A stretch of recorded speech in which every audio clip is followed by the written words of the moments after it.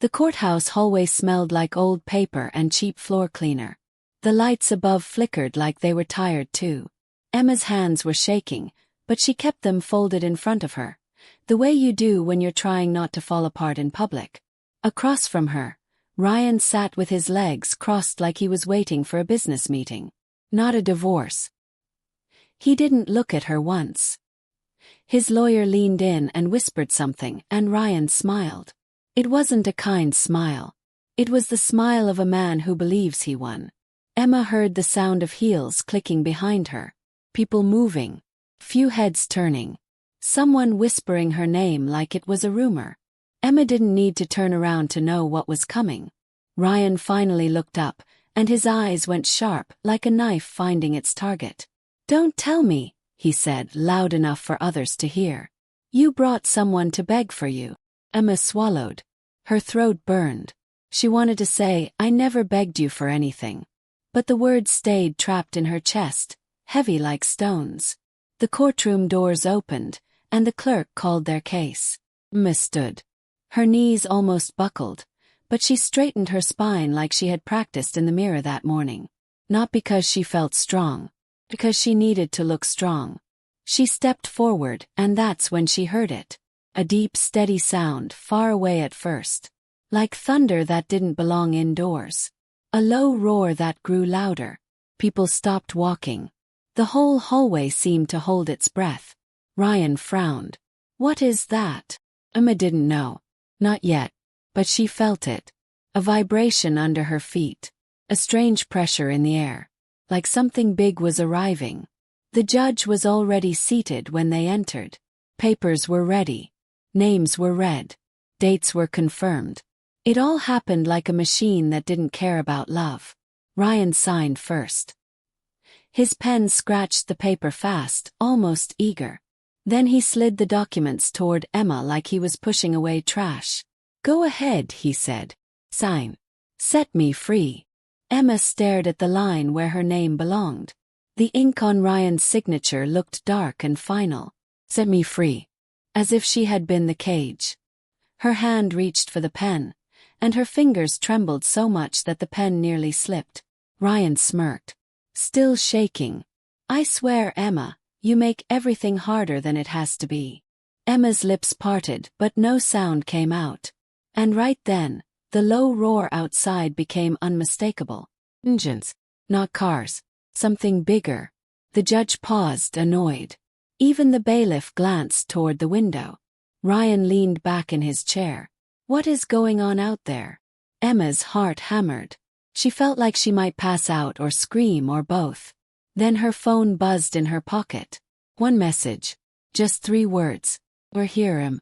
Her breath caught. Because she knew who that was. And because she knew, whatever was coming next wasn't just going to change the end of her marriage. It was going to change Ryan's entire life. Ryan thought he was divorcing a poor woman today. He had no idea the men pulling up outside were the same boys she used to feed when she had nothing. He had no idea he was about to watch the world flip. And he had no idea that the person who was about to step into this courtroom wasn't here to beg. He was here to collect. Emma signed the papers. The moment her pen lifted, it felt like a door slammed shut inside her. The judge stamped the final page, and the sound echoed like a gunshot. "Divorce granted," the judge said. Ryan stood first, buttoning his suit jacket like he was walking out of a victory. Emma stood slowly. Her legs felt numb. Ryan leaned close as they walked past each other and whispered, "Try not to drown in your small life." Emma's stomach twisted, but she didn't reply. Not because she agreed. Because she had learned something in the last few months. Sometimes silence is the last place you can hide your dignity. Ryan pushed through the courtroom doors, and people in the hallway made space for him. Some recognized him. Some didn't. But they all felt his confidence. Emma walked behind him, a few steps back, like she was following her own funeral. The courthouse doors opened to the outside. Bright daylight hit her eyes. And there it was. Private jet. Not in the sky. Not on a screen. Right there on the small airport strip across the street.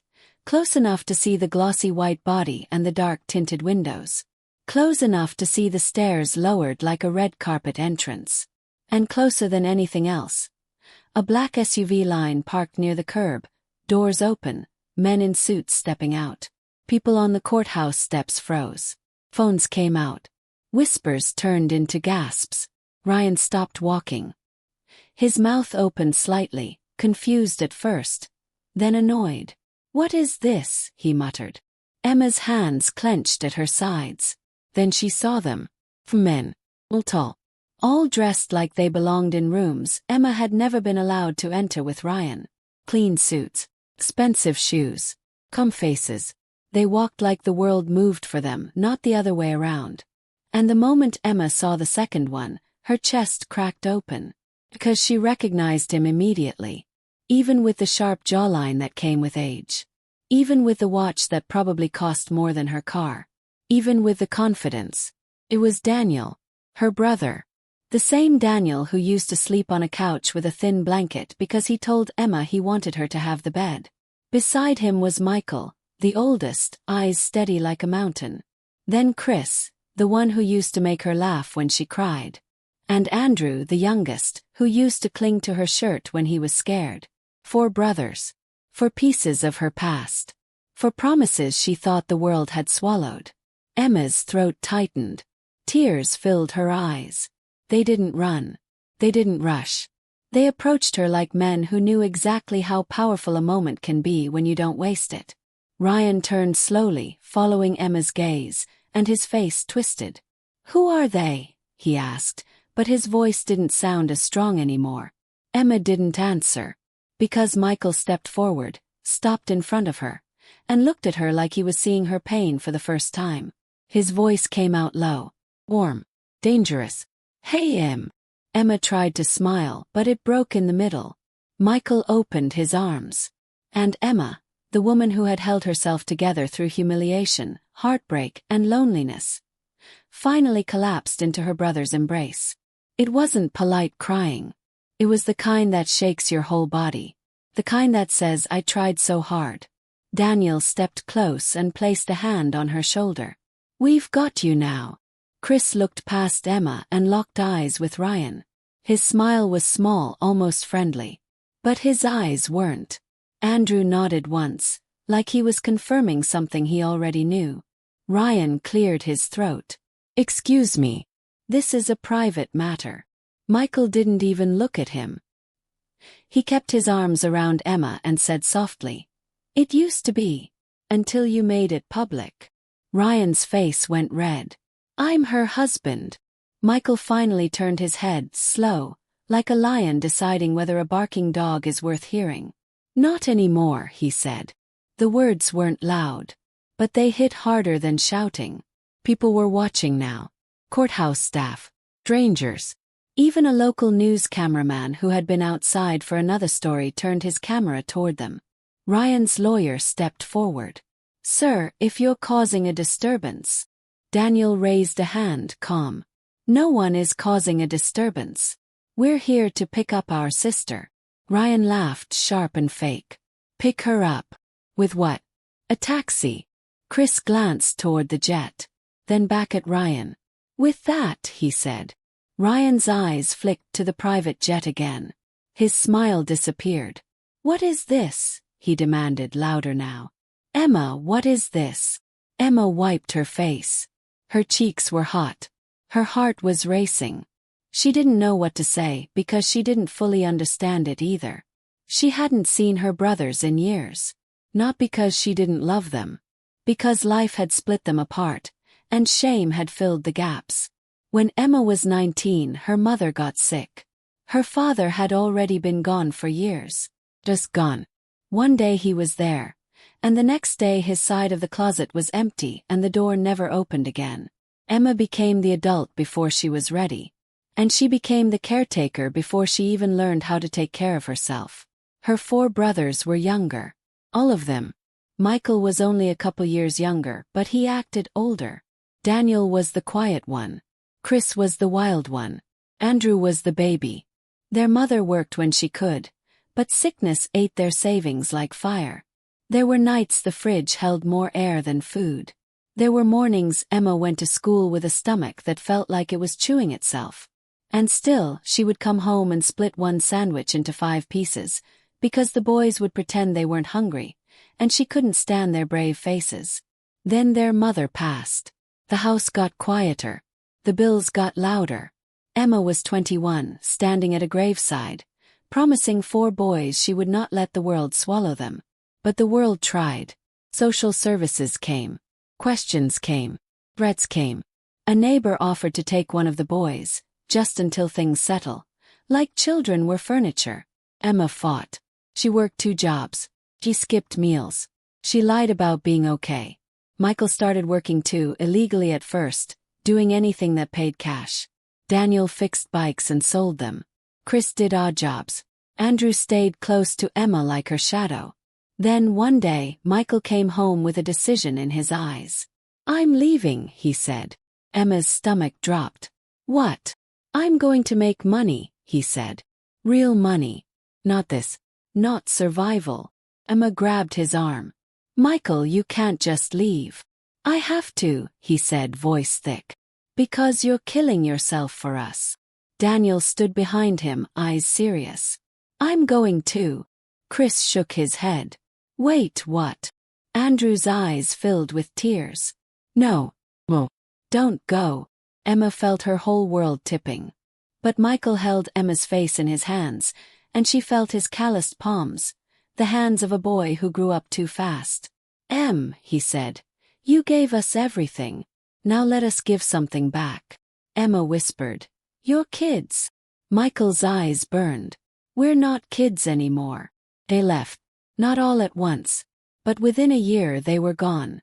Michael first, then Daniel, then Chris. Andrew stayed the longest. But he left too when he turned 18, chasing the path his brothers built. They promised to come back. They promised to help. They promised Emma would never be alone again. And then life happened. Distance. New numbers. Changing addresses. Hard years. Emma stayed in their old town, working, paying bills, trying to keep her head above water. And in her loneliness, she met Ryan. Ryan was charming. Smooth. The kind of man who said the right words at the right time. He bought her coffee. He listened to her talk about her brothers like the story mattered. He kissed her hand like it was something precious. He looked at her like she wasn't broken. Or at least, he pretended to. When Ryan proposed, Emma cried because she believed she was finally being chosen. But even then there were signs. Ryan didn't like her thrift store dresses. Ryan didn't like her old car. Ryan didn't like that she didn't have family around. He'd ask questions like, "So where are these brothers of yours? Are they okay?" And Emma would say, "They're working. They'll come back." Ryan would smile and say, "Sure." Like he didn't believe her. After the wedding, the mask started slipping. Began small. Ryan would joke in front of his friends. "She grew up poor," he'd laugh. "She thinks coupons are an Olympic sport." People would laugh, and Emma would laugh too, because she didn't want to be the sensitive wife. Then it got sharper. He'd criticize how she ate, how she dressed, how she spoke. He'd buy her something expensive once in a while, then remind her, "You're lucky you married me." Emma tried to work more to contribute, but Ryan didn't want her to have independence. "No," he'd say. "I take care of you. That's what a husband does." But it didn't feel like care. Felt like control. Then Ryan got a promotion. New circle. New parties. New eyes on him. And suddenly, Emma wasn't just poor. She was embarrassing. Ryan began coming home later. His phone stayed face down. He stopped touching her like she mattered.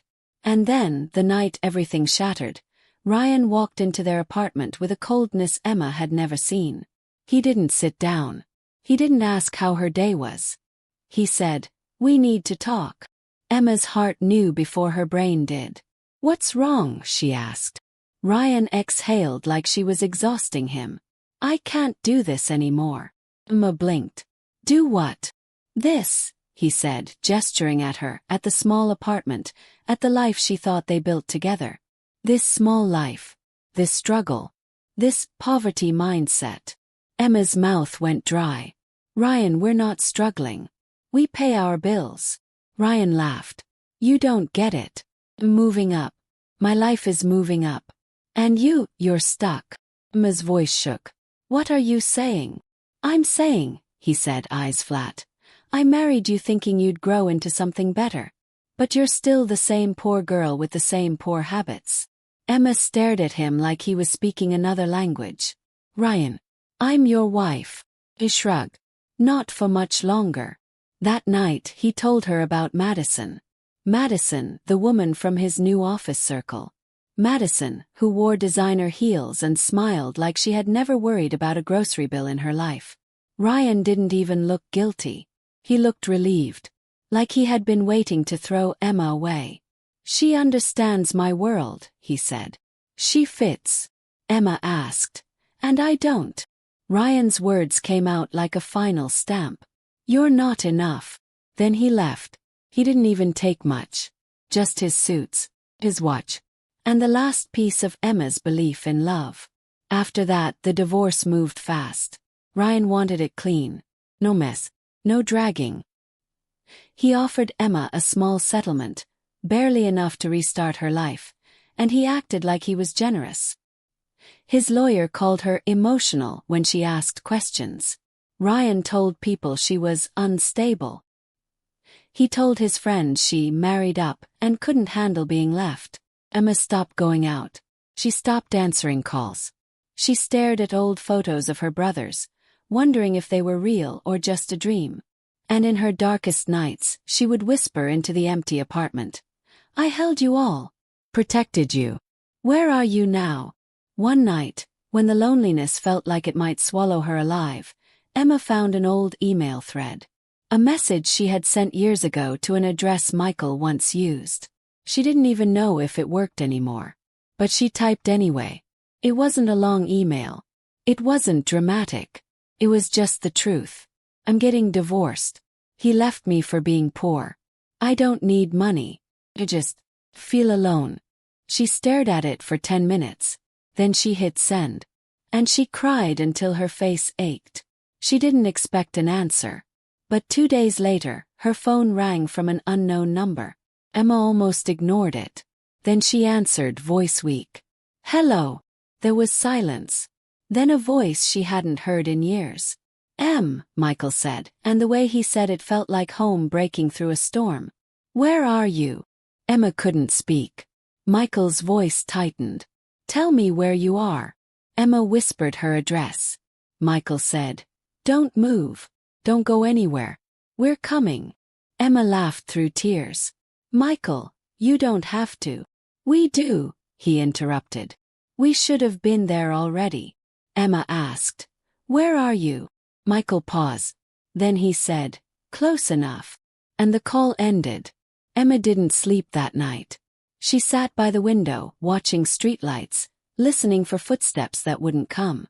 In the morning, she went to the divorce hearing alone, because she didn't want to hope for something that might not happen. And then, they arrived. Now, on the courthouse steps, Michael's arms still around her. Emma finally looked at Ryan again. Ryan's face was confused and angry, but under it, fear. Because he was realizing something didn't match his story. Emma had never told Ryan much about her brothers, because she was ashamed. She never wanted him to think she was trying to impress him with family. She never wanted him to know she came from struggle. But she did tell him one thing. My brothers are going to make it, she once said, smiling softly. They're fighters. Ryan had laughed. Now he wasn't laughing. Ryan stepped forward, voice sharp. Emma, who are these men? Michael answered before Emma could. We're her brothers. Ryan's eyes narrowed. Her brothers? He scoffed. Where have you been? She's been alone for years. Daniel's voice came calm, but it carried weight. We were building. Ryan laughed again, but it sounded weak now.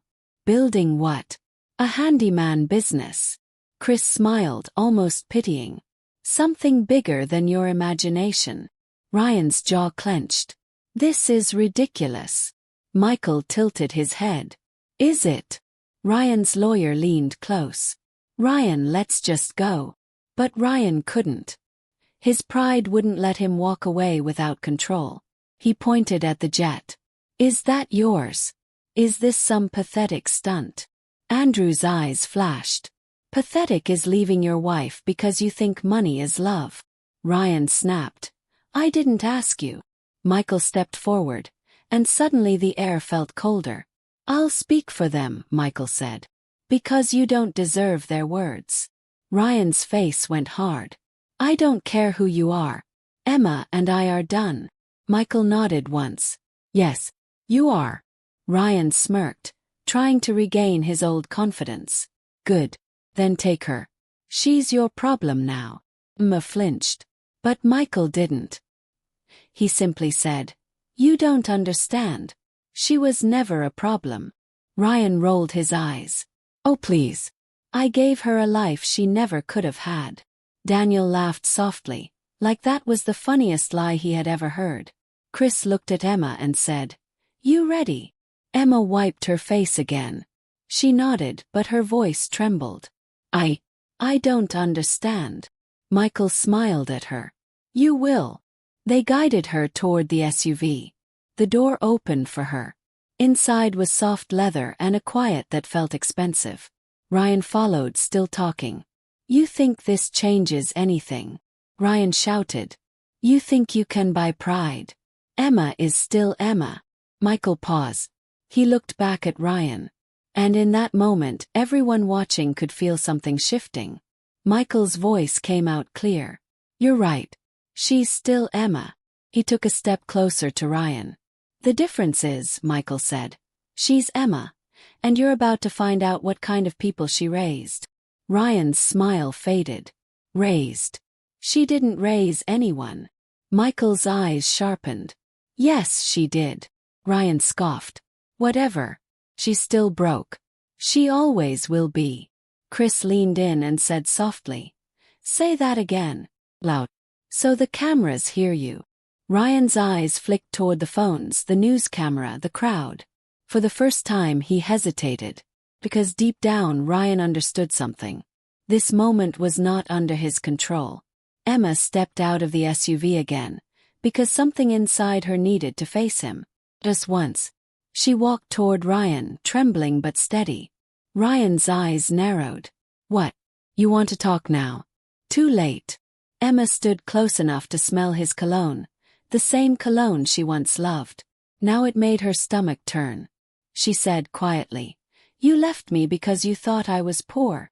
Ryan's jaw tightened. "I left you because you didn't fit my life." Emma nodded slowly. "Because you think money is life." Ryan didn't answer. Emma took a breath. "I don't know what my brothers are now. I don't know what they built. I don't even know why that jet is here." Ryan smirked. "Then you're still clueless." Emma's eyes filled again, but her voice got stronger. "But I know who I am." Ryan rolled his eyes. Emma said, "I am the woman who fed 4 boys with 1 sandwich." Ryan's expression flickered. Emma continued, "I am the woman who worked until my feet hurt so they could stay in school." Ryan swallowed just a little. Emma said, "I am the woman who loved you even when you made me feel small." Ryan scoffed, but his voice cracked. "Stop." Emma nodded. "And I am the woman who will never beg you to love me again." Ryan's face hardened. "Good. Because I don't." Emma stared at him, and she realized something that felt like peace. Ryan didn't have love inside him. Only hunger. And hunger is never satisfied. Emma stepped back. Michael opened the SUV door again. Emma got in. The door closed with a heavy, final sound. Ryan stood there, frozen, as the SUV convoy began to roll toward the airport strip. People watched like they were witnessing a movie. But for Emma, it didn't feel like a movie. Felt like waking up. As they drove, Emma turned toward Michael, tears still on her cheeks. "Where did you all come from?" she whispered. Michael looked at her, and his eyes softened. "We never stopped thinking about you," he said. Daniel added, "We just didn't know how to come back without failing you." Emma's voice broke. "You could never fail me." Chris leaned forward from the seat behind. We thought we did. When we left, Andrew said quietly. We promised we'd return for you. We meant it. Emma shook her head. I don't need money. I don't need. Michael raised a hand gently. We know. That's why we're here. Emma looked out the window at the jet again, still confused. So why the private jet? Michael smiled slightly. Because we're not letting you leave that courthouse like a woman who was thrown away. Daniel said. You walked in alone. You leave like royalty. Emma's heart clenched. What did you do? What are you? Michael leaned back, and for the first time he looked almost nervous. Remember when I left first? He asked. Emma nodded. Michael said. I slept in my car for 3 months. Emma's eyes widened. What? Michael nodded. I took construction work, then sales. Then I met someone who saw something in me. Someone who taught me how money works. Daniel added. We started small. A moving company. Then logistics. Chris grinned. Then we got stubborn. Andrew said. Then we got smart. Michael looked straight at Emma. We built a transportation company. Then we built software for it. Then we bought other companies. We grew. Emma stared. You're wealthy. Chris laughed. That's one word for it. Daniel said. We're stable. Powerful. Protected. Emma's hands covered her mouth, tears spilling again. All this time. And you didn't tell me? Michael's voice softened. Because you weren't the reason we did it. Emma frowned. Michael said. You were the beginning. The reason we survived. But we didn't build this so we could impress you. Daniel said. We built it because we refused to let the world be the one that decides our value. Andrew said quietly. And we built it because someday, we wanted to come back and lift you the way you lifted us. Emma's chest hurt. Chris leaned in. Also, we built it because we never forgot what you sacrificed. Emma whispered. Ryan said I was poor. Michael's eyes darkened. Ryan said that because he can only see people by what they have. Emma asked. Does he know who you are? Michael's mouth tightened slightly. Not yet. Emma blinked. Not yet. Daniel smiled faintly. That's the open part of the story. Emma stared at them. What do you mean? Michael looked out the window at the courthouse shrinking behind them. Then he said, Emma, where does Ryan work?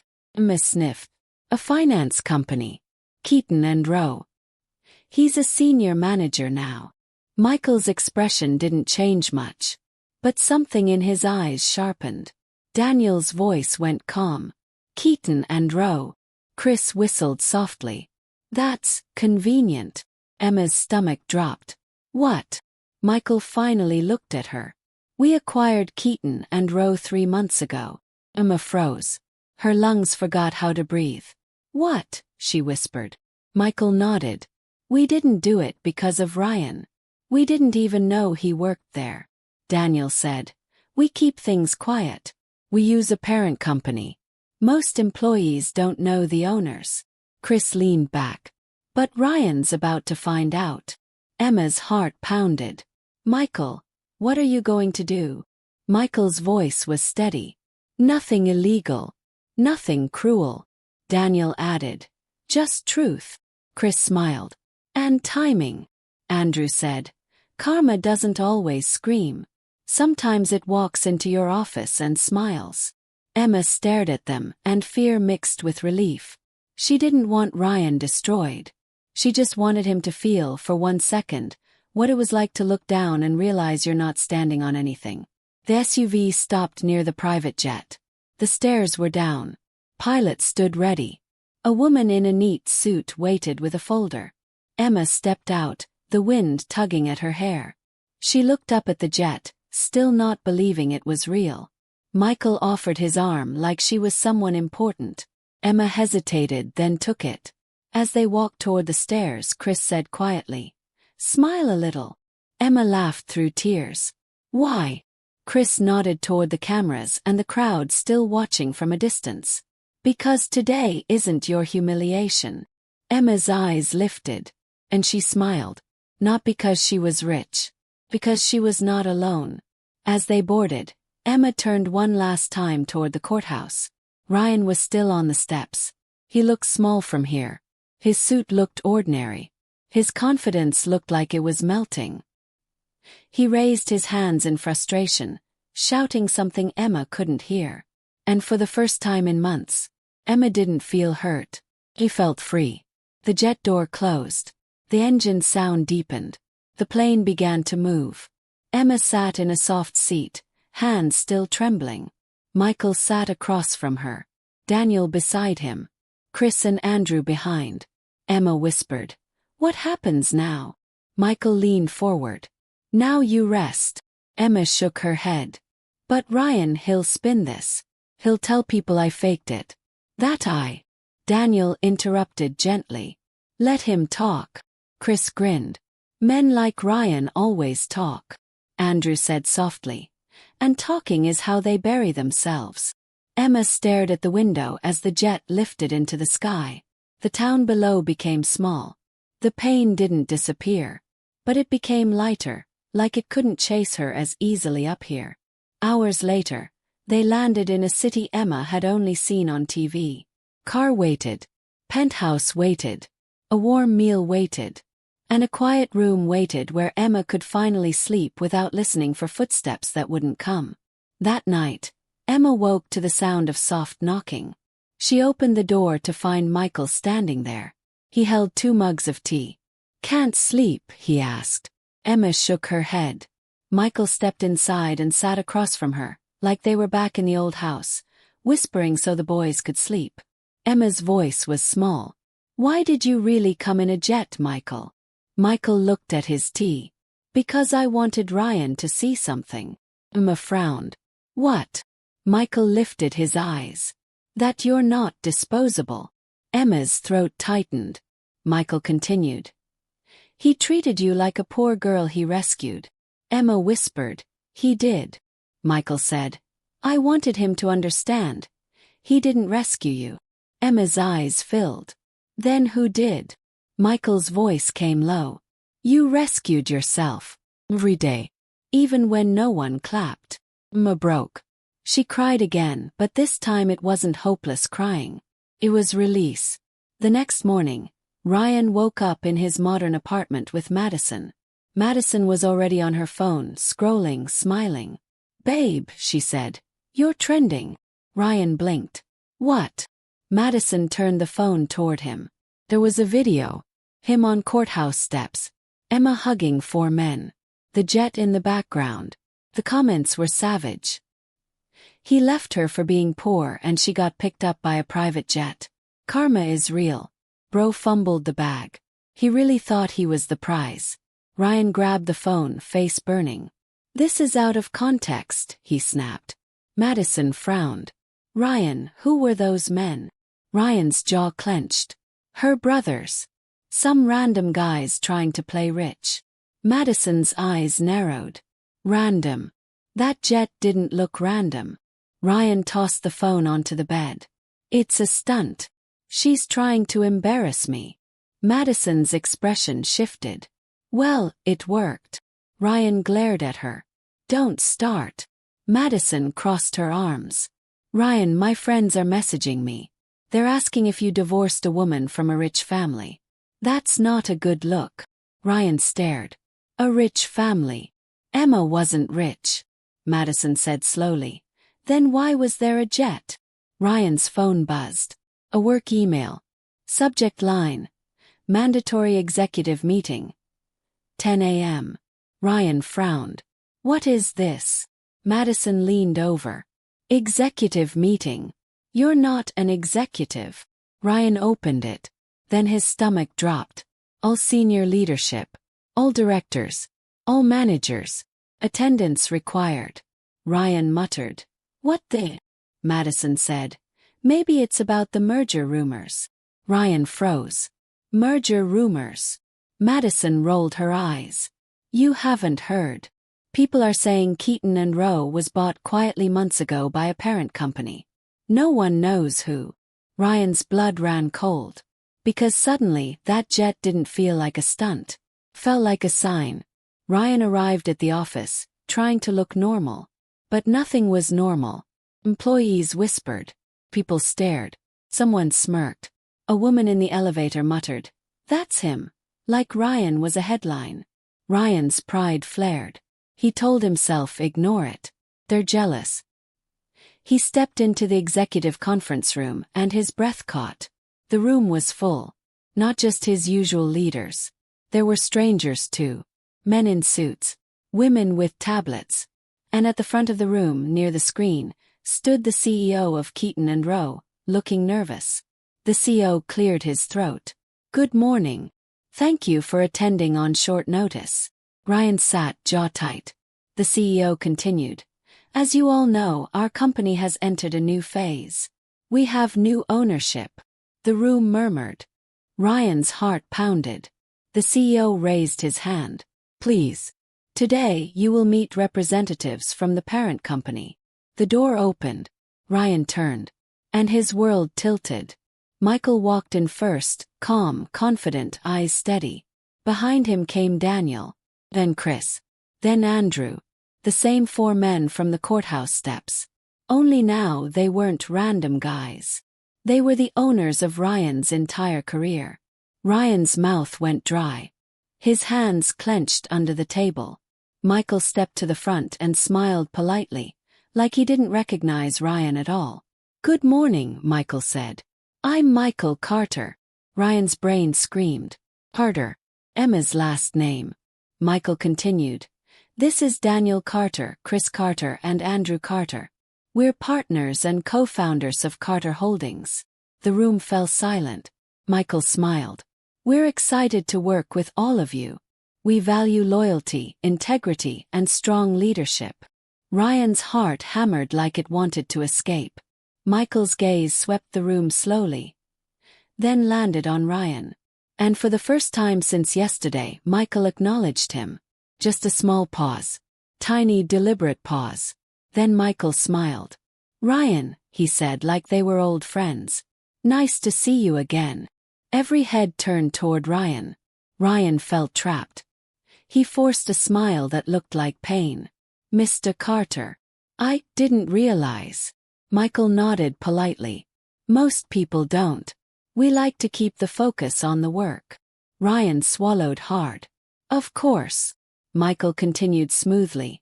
"We're also reviewing management structure. We want people in leadership who respect others. Who build, not break." Ryan's throat tightened. Michael clicked a remote, and a slide came up. Company values and conduct. Michael's voice stayed calm. "We also have zero tolerance for behavior that harms the company culture. Discrimination, harassment, abuse of power." Ryan's pulse spiked. Chris stepped forward and said, "We've received some reports." Ryan's stomach dropped. "Reports." Daniel spoke next, voice quiet but sharp. "Not just about work." Ryan's skin went cold. Michael looked at Ryan again, and his voice softened just slightly. "Ryan," Michael said, "I have a question." Ryan nodded quickly. "Yes, sir." Michael asked, "What do you think makes someone valuable?" Ryan blinked. I don't understand." Michael's eyes held him. "Yes, you do." The room was dead silent. Ryan could feel everyone watching, waiting. He forced a laugh. "Value comes from performance. Results." Michael nodded slowly. "Interesting." Chris added, "What about character?" Ryan's lips trembled. "Character matters too," Andrew said quietly. "What about kindness?" Ryan's eyes flicked around, desperate. "Of course." Michael leaned forward slightly. "Then why did you treat our sister like she was worth less because she didn't have money?" Ryan froze. A gasp moved through the room like a wave. Someone whispered, "Sister." Ryan's face turned white. Michael wasn't yelling. He wasn't threatening. He was simply saying truth out loud. The kind of truth that destroys liars because it doesn't need drama. Ryan stammered, I never." Daniel spoke calmly. "You said she was poor. You said she didn't fit your life." Chris smiled. You said she was lucky you married her. Andrew's voice was soft, but it cut. You left her for being not enough. Ryan looked like he might faint. The CEO looked horrified. Michael straightened and addressed the room. This is personal, yes. But it's also professional. Because a man who humiliates his wife for status will humiliate employees for power. Ryan's voice cracked. Mr. Carter, please. This isn't. Michael raised a hand. No. This is exactly what it is. Ryan's eyes filled with panic. I made mistakes. I was under stress. I didn't mean. Michael nodded slowly. And Emma was under stress too. But she didn't break anyone. Ryan tried to stand. I can explain. Michael's voice stayed steady. Sit down, Ryan. Ryan stopped. Saturday. 'Cause he had no power here. Michael turned to the HR director. We have documentation of additional concerns as well. Workplace conduct. Misuse of company resources. Ryan's mouth fell open. That's not true. Chris shrugged. Then you should have lived in a way that made lies impossible. Daniel handed a folder to HR. Ryan's breathing got shallow. He looked around for help. But Madison wasn't there. His friends weren't there. The only thing in the room was truth. And truth does not hold your hand. Michael's voice softened, not out of mercy but clarity. Ryan, you wanted a life that moved up. Ryan stared. Michael nodded toward the door. Congratulations. Then he said the sentence that ended Ryan's old world. You're free. Char stood. Ryan, please come with us. Ryan's chair scraped the floor. He looked at Michael, desperate. Please. I worked for this. Michael's eyes didn't change. Emma worked harder. Ryan stumbled out. The door closed behind him. The room stayed silent. Then Michael turned back to the staff, professional again. Thank you for your time, he said. We'll continue with leadership updates this week. Like Ryan's downfall was just a small item on the agenda. Because to men like Michael, it was. Ryan walked out of the building with a cardboard box an hour later. His phone buzzed nonstop. Madison texting. Friends calling. Rumors spreading. And for the first time in his life, Ryan felt what Emma had felt for months. Alone. He called Emma. Once. 8 times. No answer. He left a voicemail, voice cracked. Emma, please. I didn't know. I swear I didn't know. Tell your brothers, please. Emma listened to the voicemail later that night. She sat on a balcony high above city lights, wrapped in a blanket, holding a warm mug of tea. Michael sat beside her. Emma played the message. Ryan's voice sounded like fear wearing a mask of regret. When it ended, Emma exhaled. Michael didn't speak at first. Then he asked, How do you feel? Emma stared at the lights, thinking. I feel, she whispered, sad. Michael looked at her, surprised. Emma nodded. Not because he lost, but because he never understood love. Michael's eyes softened. Emma continued. He didn't just lose me. He lost himself. Michael nodded slowly. Some people only learn when the mirror finally shows them who they are. Emma's throat tightened. What should I do? Michael asked. What do you want to do? Emma thought about Ryan's words. Try not to drown in your small life. And she realized something. Ryan believed Emma's life was small because her wallet was small. But Emma's life had always been big. Big heart. Big sacrifice. Big love. She had just been giving it to the wrong person. Emma deleted the voicemail. Then she blocked Ryan's number. Michael watched her, silent. Emma whispered. I don't want revenge. Michael nodded. Good. Because revenge is heavy. Emma looked up at the sky. But I do want a lesson, she said. Michael smiled faintly. Then take it. Weeks passed. Emma stayed with her brothers while she rebuilt. Not just her life. Her identity. She went to therapy. She started painting again, something she loved before survival stole her time. Daniel connected her with a small charity supporting young women who aged out of foster care. Chris helped her start a business selling handmade designs online, something Emma had always dreamed about but never had time for. Andrew, quiet and steady, reminded her to eat, to rest, to breathe. And slowly, Emma began to feel something she hadn't felt in years. Safety. Not the kind that comes from money. The kind that comes from being loved without conditions. One afternoon, Emma was at a cafe, sitting by the window, when a woman approached her. "Emma?" the woman asked. Emma looked up. "Yes." The woman looked nervous. "I'm Madison." Emma's stomach tightened. Madison sat down without being invited, eyes wide. I didn't know. I didn't know he was like that." Emma said nothing. Madison swallowed. "He told me you were dramatic. That you were trying to trap him. That you were lazy." Emma's hands curled around her cup. Madison's voice cracked. "I saw the videos. I saw what happened at the office. And then, he started talking to me the way he talked about you." Emma's eyes narrowed slightly. "And now you understand."